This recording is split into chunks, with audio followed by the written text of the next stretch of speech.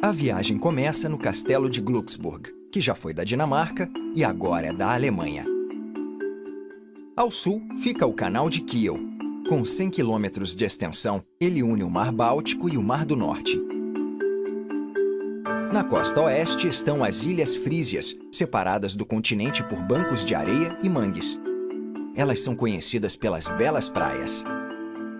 A viagem segue para Hamburgo, a segunda maior cidade da Alemanha e lar de um dos maiores portos da Europa. Na Segunda Guerra Mundial, toda a região foi devastada por bombardeios e pela invasão dos aliados. O campo de concentração de Bergen-Belsen ainda mantém viva a lembrança dos horrores da Alemanha nazista. A viagem termina nos arredores de Hannover, em Herrenhausen, um dos maiores jardins formais barrocos da Europa.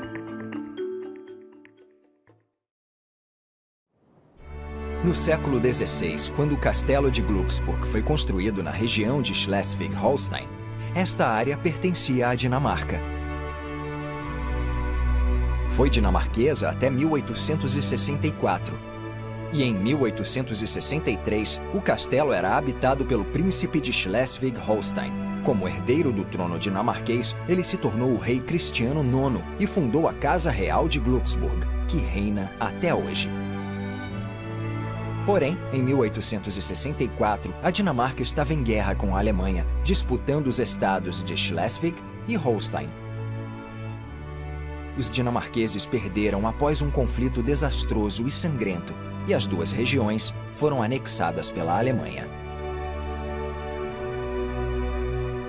O rei perdeu o castelo, mas foi apelidado de Sogro da Europa, pois os descendentes dele se casaram com integrantes da família real de 14 países, entre eles Reino Unido, Bélgica, Noruega, Rússia, Espanha, Suécia, Áustria e Alemanha.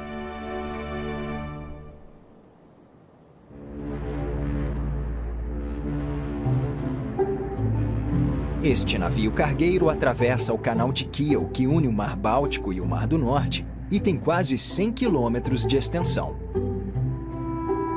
A Alemanha não tem muito que agradecer ao último Kaiser, ainda mais porque ele causou o isolamento político do país e a desastrosa Primeira Guerra Mundial. Mas a construção do canal nos anos 1880 foi uma boa decisão a longo prazo. Originalmente, o canal recebeu o nome do avô do monarca e foi feito para melhorar o deslocamento da marinha alemã. O canal também evitou que os navios alemães tivessem que passar pelo estreito entre a Suécia e a Dinamarca, com quem tinham acabado de travar uma guerra. À medida que os navios da Marinha Imperial Alemã cresceram para serem páreos para a frota britânica, o canal precisou ser alargado entre 1907 e 1914. Isso permitiu a passagem de navios de guerra do tamanho dos Dreadnought. O Canal de Kiel se tornou uma movimentada rota comercial. Cerca de 35 mil navios passam por ele todos os anos, mais do que pelos canais do Panamá e de Suez juntos. A passagem dos navios requer regras de trânsito detalhadas e regulamentações rígidas.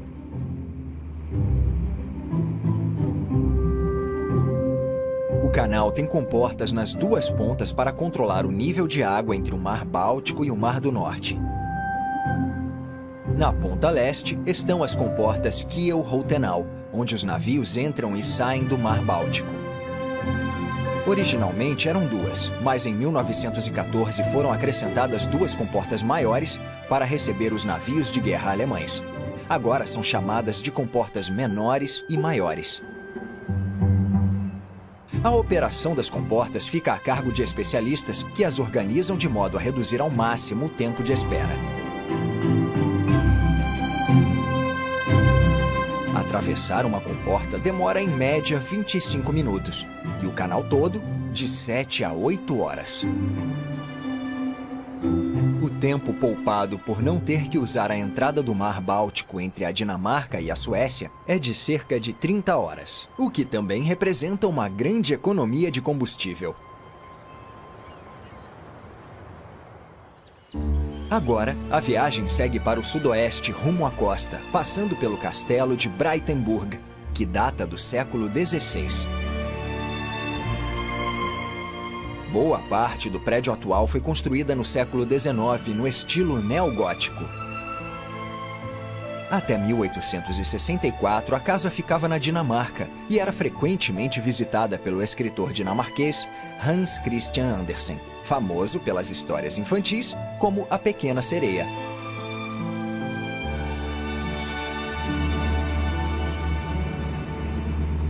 Este navio se aproxima de Bremerhaven, no estuário do rio Weser, onde ele encontra o Mar do Norte.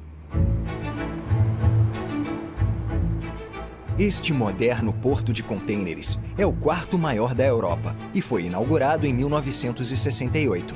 Recebe mais de 5 milhões de contêineres por ano. Em 2006, o estuário foi alargado para 600 metros para que navios cargueiros grandes pudessem manobrar.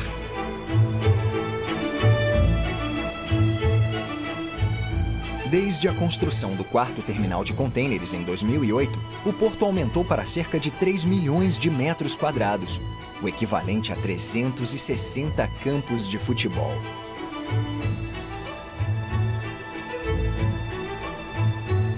O cais tem cerca de 5.000 metros de extensão e permite a carga e a descarga de 14 navios ao mesmo tempo. Bremerhaven também tem as chamadas docas molhadas, acessíveis por 2 comportas grandes, onde mais de 2 milhões de carros são importados e exportados todos os anos, um volume maior do que em qualquer outro porto europeu. A cidade de Bremerhaven foi fundada em 1827 com o porto, pois Bremen, que fica a 60 quilômetros rio acima, estava assoreada no fim do século XVIII e não podia mais receber navios grandes.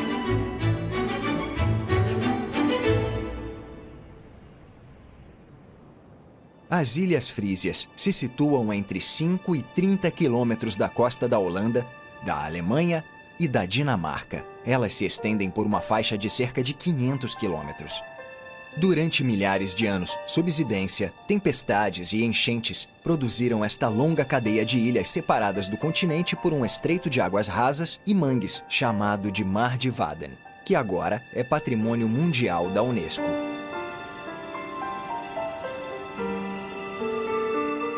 Apesar de formarem uma coisa só, elas estão subdivididas em Ilhas Frísias Ocidentais, Orientais e do Norte.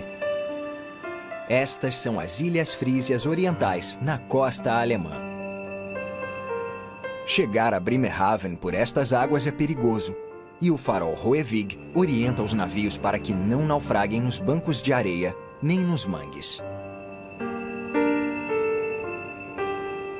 O farol funciona desde 1856 e demorou 2 anos para ser construído, pois a obra só era possível na maré baixa. Desde então, ele já passou por muitas melhorias. O farol também serve de abrigo de emergência para pessoas surpreendidas pela maré alta durante a travessia.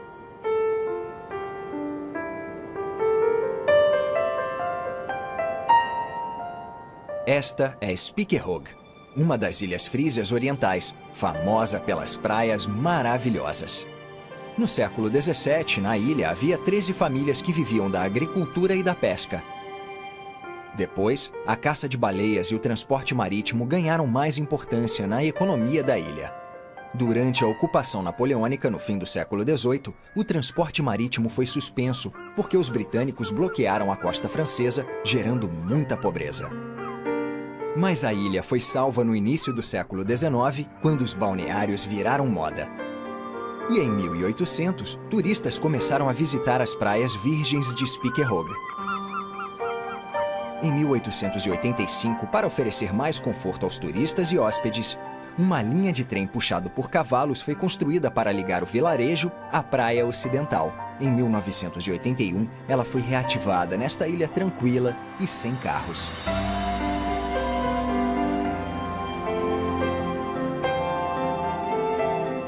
Ao lado de Spiekeroog fica a menor das Ilhas Frísias Orientais habitadas, Vangerhooge.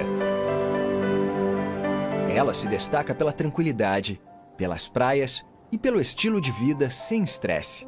Também não tem carros. O slogan de Vangerhooge é: Deus criou o tempo, mas nunca falou em pressa. Antes da construção de contenções 100 anos atrás, a ilha inteira estava se movendo para o leste e prédios antigos se perderam no mar, inclusive a torre ocidental original construída em 1597 e reconstruída em 1933. Ela tem 56 metros de altura e agora é um albergue da juventude muito original. Muitas das ilhas frísias são inabitadas. É o caso de Mellon. Composta por dunas e pântanos, a ilha só surgiu no fim do século XIX porque 2 rios transbordaram. Ela muda de formato de acordo com os ventos e as correntes marítimas. A ilha é um importante santuário de aves. A única casa do lugar é cercada por um quebra-mar e usada no verão para observação e pesquisa científica da vida selvagem.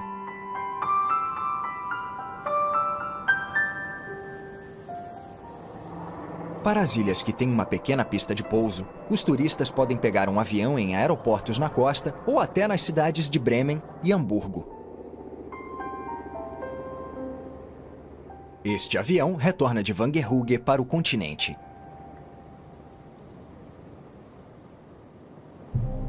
Este é Wilhelmshaven, o único porto de águas profundas da Alemanha e a maior base naval do país. Desde 2011, também se tornou a maior base militar da Alemanha. Em 1869, o imperador alemão ampliou a cidade e o porto para acomodar a expansão da frota naval dele. Um estaleiro também foi construído e, em 1934, o navio de guerra Admiral Graf Spee foi inaugurado aqui. Na Segunda Guerra Mundial, bombas lançadas pelos aliados causaram muitos danos ao estaleiro e à cidade. E em 1945, o exército canadense tomou Wilhelmshaven e 200 navios. Nos anos 1950, o canal de águas profundas possibilitou a construção de um pier para navios petroleiros. E agora, Wilhelmshaven é o principal porto alemão para a importação de petróleo cru, com dutos que vão até Hamburgo e a área industrial de Rhenow-Ruhr. 40 quilômetros ao sul se situa a cidade de Oldenburg, habitada desde o século VIII. Mas a cidade nem sempre fez parte da Alemanha, pois até 1773 era governada pela Dinamarca e o rei dinamarquês também era conde de Oldenburg. No século XVII, a população cresceu e a cidade prosperou, como apontam as belas construções. Mas em 1667, ela foi assolada pela peste negra e, pouco depois, um incêndio destruiu boa parte da cidade. Como os reis dinamarqueses não davam muita atenção a Oldenburg, ela perdeu importância até ser cedida para a Baixa Saxônia e passar por um amplo processo de restauração. Por sorte, a cidade não sofreu danos graves na Segunda Guerra Mundial e agora atrai cada vez mais turistas. Bremen fica a oeste, no rio Weser. Apesar de Bremerhaven ter se tornado o principal porto da cidade no início do século XIX, este porto ainda recebe navios menores e barcaças e é importante para a economia industrial de Bremen. Com isso, mais de 60% da cidade foi destruído por bombas dos aliados, por causa da importância das docas e da indústria. Até a formação do Império Alemão, em 1871, o país era composto por 16 estados separados, e Bremen era o menor deles. Como muitas cidades alemãs, tem um passado de mais de 12 mil anos, mas o que se vê atualmente é fruto das construções a partir do século XVII e de muito trabalho de restauração pós-guerra. A Catedral Medieval de Duas Torres foi muito danificada e levou décadas para ser restaurada.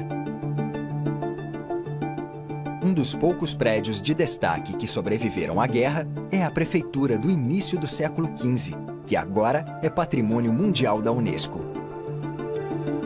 A impressionante estação ferroviária também é tombada e foi construída em 1890. Na mesma época, os bondes puxados por cavalos foram substituídos pelos primeiros bondes elétricos.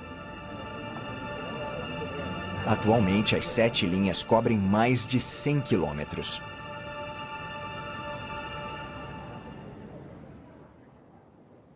Este é o Rio Elba, e ao longe está a segunda maior cidade da Alemanha, Hamburgo.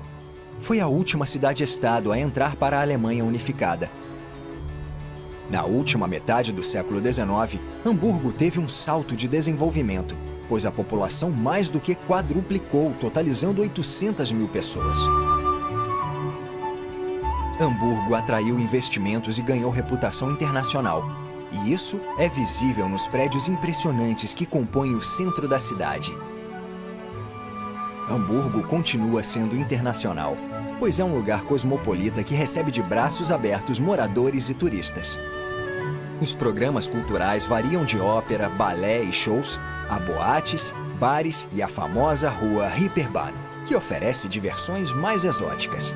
Estima-se que por ano, cerca de 250 mil pessoas de 185 países do mundo todo visitem Hamburgo. O porto é um lugar impressionante, especialmente porque fica a 60 quilômetros da boca do rio Elba. Abrange uma área de 74 quilômetros quadrados e recebe cerca de 10 milhões de contêineres por ano. O Porto de Hamburgo é um dos maiores da Europa e conta com 17 terminais, inclusive 3 para navios de cruzeiro. Não é à toa que a cidade costuma ser chamada de Portão do Mundo. Muitas pessoas se perguntam se o hambúrguer foi inventado em Hamburgo. É provável que sim, pois no século XIX, milhares de alemães partiram destas docas para reconstruir a vida nos Estados Unidos. Eles podem ter levado a receita do frikadeller de Hamburgo, um bolinho de carne achatado e frito. Foi nos Estados Unidos que acrescentaram o pão.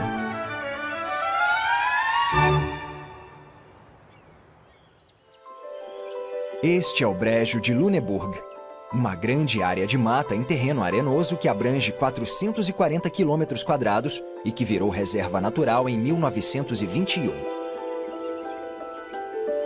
Mas o Brejo se destaca pelo papel que teve em eventos mundiais.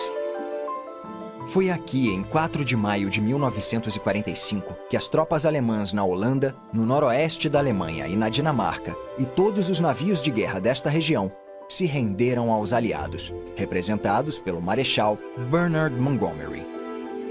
Esse foi o fim da Segunda Guerra Mundial na Europa. Em algum lugar do Brejo de Lüneburg, o corpo de Heinrich Himmler, um dos líderes da Alemanha nazista e comandante da SS, foi enterrado em segredo numa cova sem identificação, depois de ter se suicidado.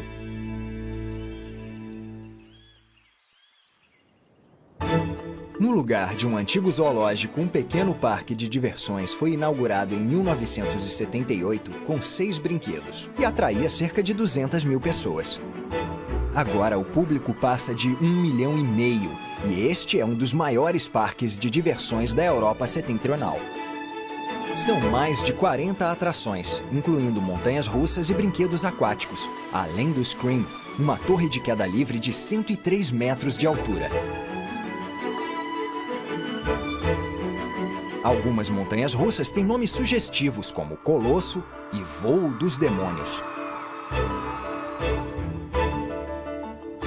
A atração mais reconhecível do parque é a réplica de 35 metros da Estátua da Liberdade de Nova York. Ela foi inaugurada em 4 de julho de 1986, na comemoração do centenário da estátua original. Ao sul, se encontra um símbolo de desumanidade. O campo de concentração nazista de Bergen-Belsen. Entre 1941 e 1945, quase 20 mil prisioneiros de guerra soviéticos e outros 50 mil detentos morreram aqui. A superlotação, a falta de comida e as péssimas condições sanitárias causaram surtos de tifo, tuberculose, febre tifoide e disenteria, provocando a morte de mais de 35 mil pessoas nos primeiros meses de 1945. pouco antes e depois da libertação do campo.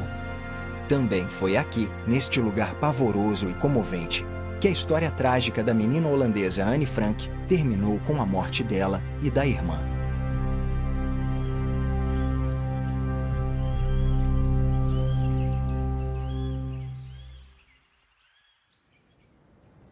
Celle atrai muitos turistas com as ruas repletas de casas de estrutura de madeira e telhado vermelho.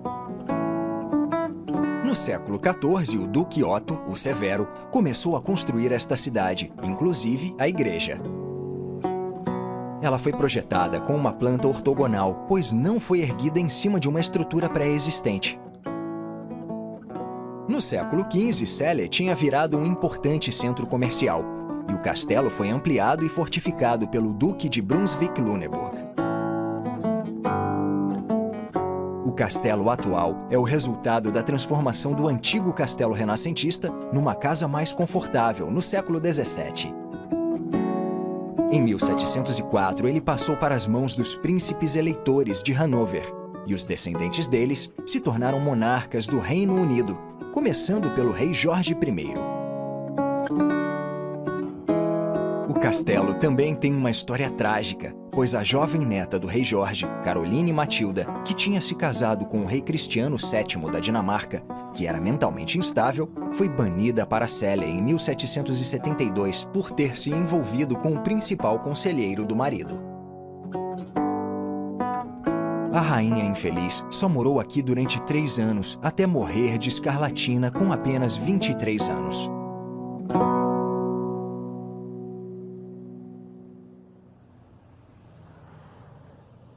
Esta autoestrada leva ao destino final da viagem: Hanover.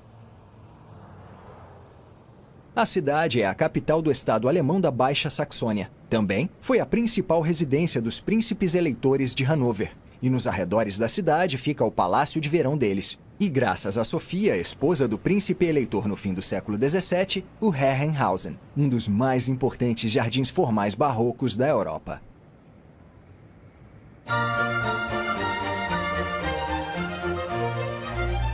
A criação do Grande Jardim demorou 3 décadas do fim do século XVII e é obra de Sofia de Hanover. Tudo foi feito segundo as ordens dela. Sofia cresceu na Holanda, onde tomou gosto pelos jardins ornamentais holandeses e, durante as viagens pela Itália, se inspirou nos extravagantes estilos renascentista e barroco.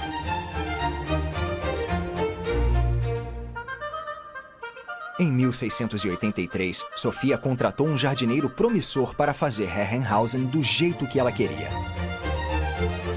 Eles compraram plantas raras na Holanda e em Hamburgo, encomendaram vagões de laranjeiras, contrataram escultores renomados para fazer estátuas e desviaram o curso do rio Graft para encher os canais artificiais que emolduram o jardim no estilo holandês. O Grande Jardim se tornou palco das festas extravagantes da corte, com bailes de máscaras venezianos que incluíam passeios de gôndola no canal. E foi neste jardim que o czar Pedro o Grande da Rússia dançou com Sofia.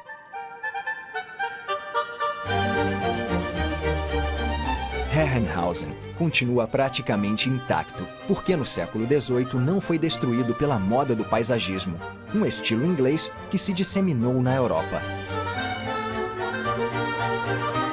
Nos anos 1930, o jardim foi comprado pela cidade de Hanover e restaurado depois de muitos anos de negligência. Mas na Segunda Guerra Mundial, o palácio foi destruído por bombas incendiárias e o jardim sofreu muitos danos.